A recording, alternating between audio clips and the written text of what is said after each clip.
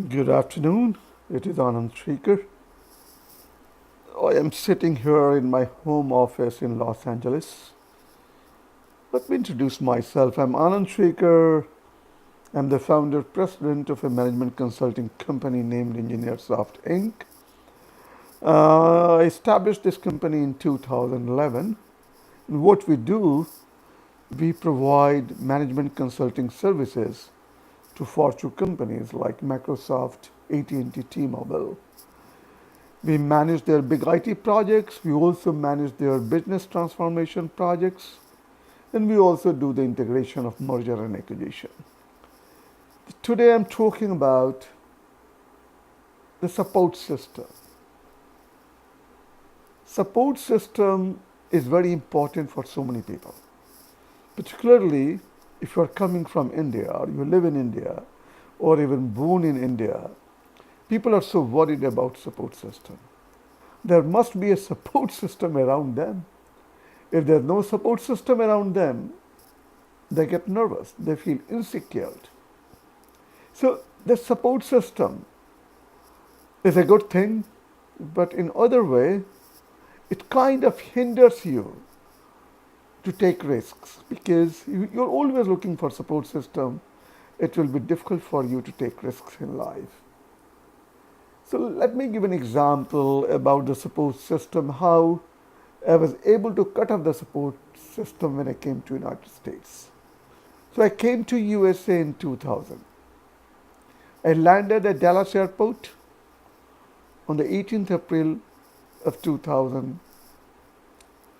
and I had a work permit which was valid only for 3 months.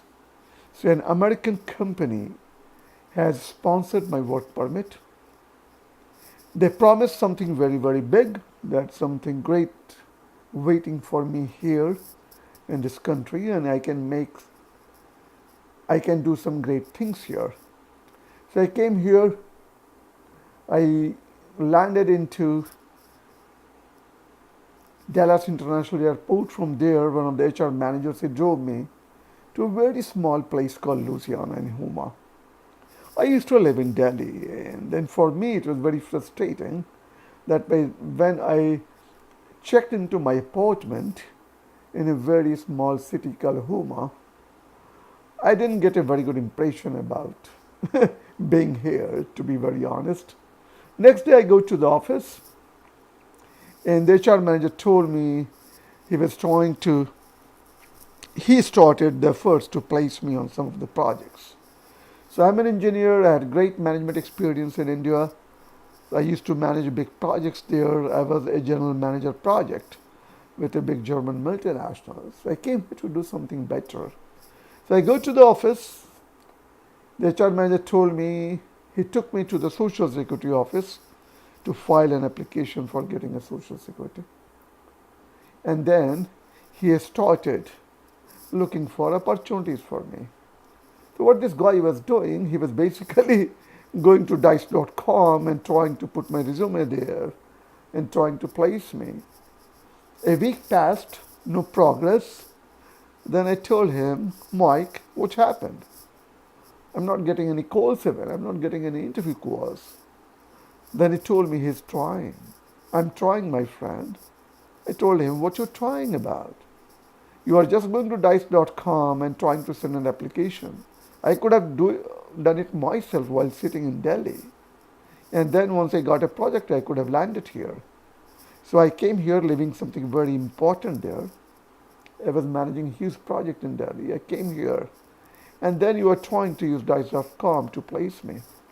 So, and then I got so fed up with him, I talked to the CEO of the company.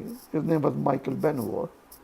So I called him. I said, Michael, your HR manager is not good enough to place me. I don't think he can place me on a project. He can't find me a project.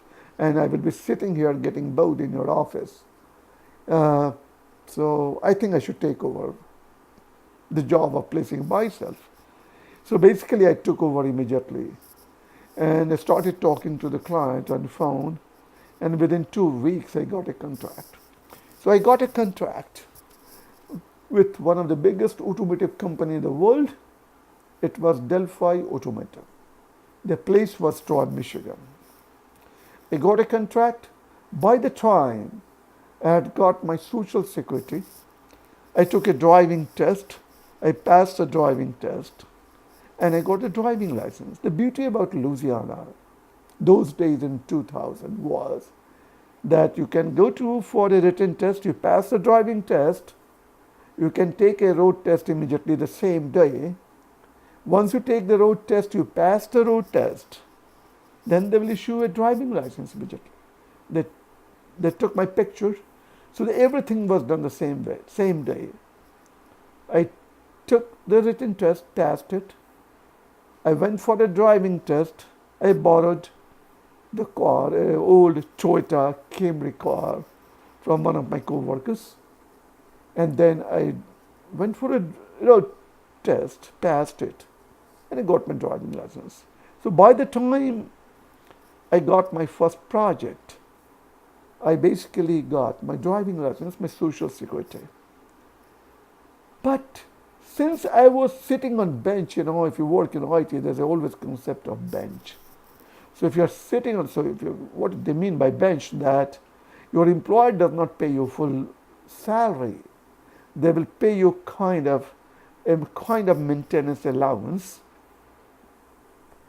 till you get on a project. Because when you get on a project, you are being billed to the customer at a very high rate, and then out of that billing rate, the employer pays you a monthly salary, whatever you agreed with him. So basically, till you get on the project, the employer just pays you a small amount just to live and just to live through your bench period. So since I had not gone on a project yet, they were giving me a kind of maintenance allowance, 70% of which I used to transfer money to India because my wife and my daughter and son were living in Delhi. My daughter was going to high school. My son was preparing for the SAT exam to get admission into a US university. He wanted to be a computer engineer. So I used to send money. I was left hardly with any money. So I got a project in Delphi. So I asked my employer, now I need a laptop. Would you mind giving me a new laptop? He said, no, I can't give a laptop. You have to buy it off your own. Then I told my employer, you're not paying me full salary. How can I buy a laptop? I just brought $122 in my pocket when I was leaving Delhi. Purposefully, $122, my friends. Because I wanted to test myself. Can I come to America with $122 and make it big here? I never wanted to work in a gas station or a 7-Eleven. I wanted to become a management consultant with all my top management experience in India. So that was the story, $122 in the kind of maintenance allowance I was being paid for last couple of weeks, for 3-4 weeks. I was hardly left with any money in my pocket, maybe $300 total money. So then the employer buys me air ticket, one-way air ticket from Louisiana to Detroit airport. Right. So basically, and they told me, don't worry, somebody will drop you to the airport. And then I start my journey.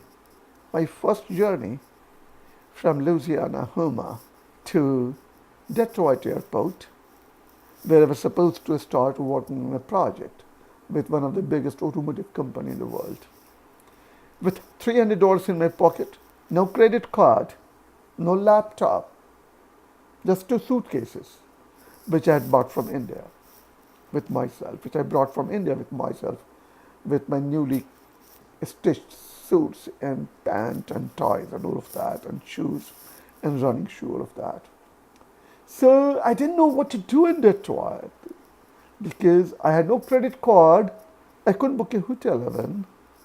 So I called one of my colleagues. She used to work with me with a German company when I was working there as a general manager. A young girl. just like my daughter. So I called her that, look, I'm coming to Detroit.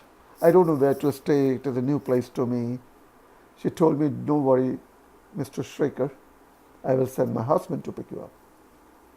So I land at Detroit airport. I go collect my baggage, two nice suitcases.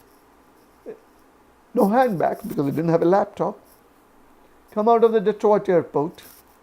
I saw a red car coming closer to me, and my colleague's husband.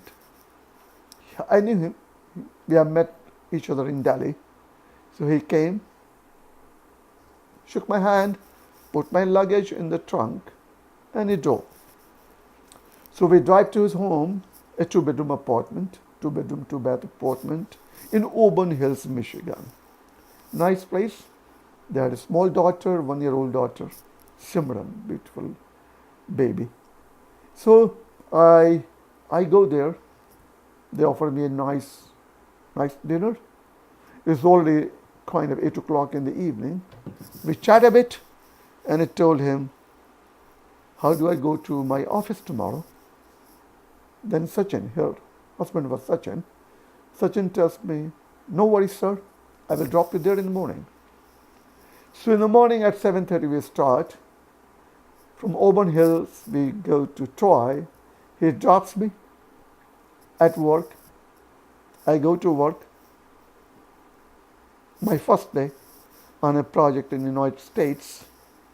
Then the vendor through which I was coming, they gave me a laptop. Okay, since you're working through us, we'll give you a laptop, but ultimately we'll have to buy your own laptop once you start making money here.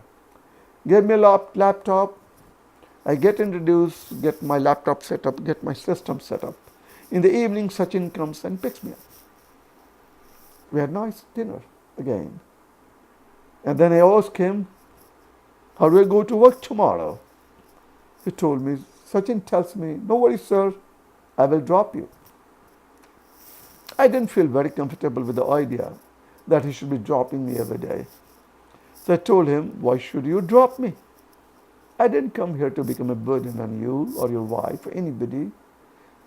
I came here to work independently and make myself successful. Then he tells me, how will you go? There's no public transport here. I told him, sorry, I used to live in Delhi. I never used public transport. So I'm not used to public transport. Then he tells me, how will you go then? There's no public transport here. You don't want even to take a public transport. How will you go to work? Then I tell him, I would like to rent a car because I have a driving license. Then he tells me, do you have a credit card? I tell him, sorry, I don't have an American credit card. I'm just new. I just got my social security number a few days back. I don't have a credit card with me. Then he tells me, do you have cash? I say, just $200. Then he tells me, laughingly, laughed and tells me, Mr. Schraker, you can't rent a car without a credit card here. Then he told me, don't worry, I will drop you. I said, no, you're not going to drop me. I will try to go off my own. Then I thought that, let me search my suitcase. I opened my 2 suitcases. I was searching frantically. I remember that I had a credit card, international credit card. When I used to live in Delhi, I might have brought it. Luckily, I found a credit card in one of the pouches. That credit card was from Standard Chartered Bank. And still there was $500 left on that card. Then I told Sachin, I've got a credit card. Tomorrow, 7 o'clock, we will go to the rental company and rent a car. So at 7 in the morning, he drove me to Enterprise Rental Car. Since I had only $500, I rented a small Chevy car there. So on the second day, on my second work day in this country, I had my own car. I was so happy that Sachin don't need to bother to drop me every day. I was feeling very, very guilty that the poor guy dropped me one day and picked me one day from my office. So I thought he shouldn't be doing that for me because I'm an adult. I should be able to manage my affairs myself. So what happened from there, it was my first day. I had just driven in the United States when I was doing it for the road test. I had never driven in this country. I drove a lot in India. Maybe I must have driven about 100,000 kilometers in India, all kind of vehicles. But here it was my first day, but I enjoyed it because I was having my own car. From there, those days there was no navigation, nothing like a Google map. So Sachin basically wrote me a piece of paper, left, right, left, right. And then from there, I was able to reach my office in my own rental car. In the evening, I came back. I was so pleased that I'm mobile. On second day of my second work day in the United States, I'm driving my own rental car. So we had a nice dinner. Then his wife, Sachin's wife, Neetu, told me, it is a nice house, you can stay here as long as you want, unless you find an apartment for yourself. It's a nice locality. I said, no, I would like to find an apartment immediately. I can come and visit you, but I don't like to stay with you for a long time. I don't want to bother you. So both of them, husband and wife, one of the finest people, they told me, don't worry, Mr. Shekhar, you can stay here with us as long as you want. We have worked together, no worries. I said, no way. Please find me an apartment this week itself, because I would like to move into my apartment this week itself. So what happens, they started looking for an apartment. Luckily they found in the neighborhood, they found a very nice apartment, 2 bedroom, 2 bath, in one of the very upscale community. In those days, the rent was quite reasonable. So basically, next day we took the keys, we went and met the manager, and we signed the document, we took the keys. The apartment was vacant. The manager told me, let me get it clean. I said, no, you get it clean later. I can give the keys to you when I move in. And while I'm away to work, you can get it cleaned. So basically, I moved into my own apartment the third day. So basically what he did, I wanted to cut down my support system immediately. I didn't want to take anybody's help. I didn't want anybody to drive me to work. I didn't want anybody to offer space to me. It was so kind of Sachin to have picked me up from the airport. It was so kind of his wife to have accommodated me in the 2 bedroom apartment. But I was very clear in my mind. I've come to a new country with $122 in my pocket. Purposefully, my wife has told me, why don't you take some more money? I said, no, I want to test myself. I want to test my mettle. Can I survive with $122? Can I be successful without asking any money from anybody, without asking any help from any of the relatives and friends? That was my goal. So I basically cut off my support system on day one, and I thoroughly enjoyed it. I will take you to another story in my next episode. Thanks for watching, and have a good night.